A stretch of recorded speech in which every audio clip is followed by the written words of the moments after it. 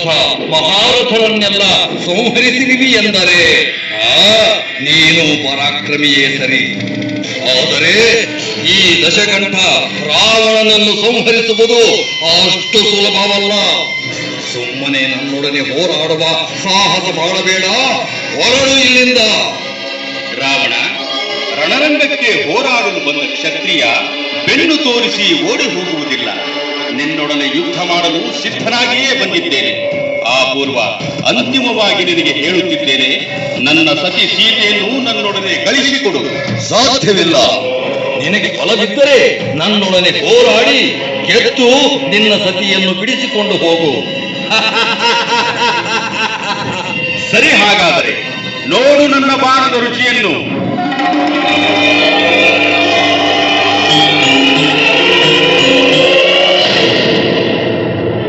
ರಾಮ ಬಿಟ್ಟ ಬಾಣ ರಾವಣನ ಶಿರಸ್ಸನ್ನು ತುಂಡರಿಸುತ್ತದೆ.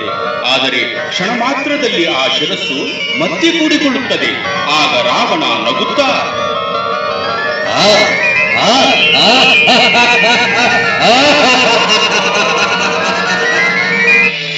ನೋಡಿದೆಯಾ ಶ್ರೀರಾಮ ಈ ಲಂಕಾಧೀಶ ರಾವಣನ ಸಾಮರ್ಥ್ಯವನ್ನು? ಮುಂದುವರೆಸು ನಿನ್ನ ಶರಪ್ರಯೋಗದ ಉಚ್ಚಾಟವನ್ನು. ರಾವಣ, ಅಹಂಕಾರದಿಂದ ಅಪ್ಪರಿಸಿ ನಗಬೇಡ. ಈಗ ಎದುರಿಸು ನಾನು ಬಿಡುವ ಈ ಬಾಣವನ್ನು.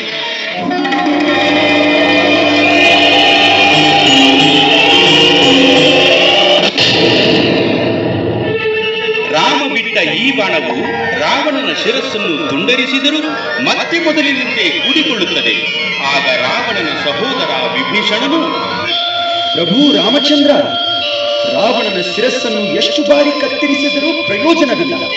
ಅವನ ಶಿರಕ್ಕೆ ಗುರಿಯಿಡುವ ಮೊದಲು ಅವನ ವಕ್ಷಸ್ಥಲಕ್ಕೆ ಗುರಿಯಿಟ್ಟು ಬಾಣವನ್ನು ಪ್ರಯೋಗಿಸಿ ಅವನ ಹೃದಯ ಭಾಗದಲ್ಲಿರುವ ಅಮೃತ ಕಳಶವನ್ನು ಭೇದಿಸು. ಸರಿ ವಿಭೀಷಣ, ನೀನು ಹೇಳಿದಂತೆ ಮಾಡುತ್ತೇನೆ. ಏಕೆ ಶ್ರೀರಾಮ ಸುಮ್ಮನಾದೆ? ಬಿಡು ನಿನ್ನ ಬಾಣಗಳನ್ನು ಈ ದಶಕಂಠನ ಮೇಲೆ.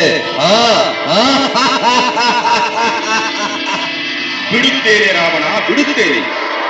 ಅನವರತ ಸತ್ಕರ್ಮಗಳ ನಡೆಸಿ ಸದ್ಧರ್ಮದಲ್ಲಿ ನಾನು ನಡೆದಿದ್ದರೆ, ಪಿತೃವಾಕ್ಯ ಪರಿಪಾಲನೆಯಲ್ಲಿ ನಾನು ನಿಸ್ವಾರ್ಥದಿಂದ ನಡೆದಿದ್ದರೆ, ಮುನಿಗಳ ಯಜ್ಞ ಕಾರ್ಯಗಳನ್ನು ರಕ್ಷಿಸಿದ್ದರೆ, ಕಾಯ ವಾಚ ಮನಸ ಏಕಪತ್ನಿ ವ್ರತಸ್ಥನಾಗಿದ್ದರೆ, ಈ ಬ್ರಹ್ಮಶರದಿಂದ ದುಷ್ಟ ಸಂಹಾರವಾಗಿ ಲೋಕ ಕಲ್ಯಾಣವಾಗಲಿ, ಲೋಕ ಕಲ್ಯಾಣವಾಗಲಿ.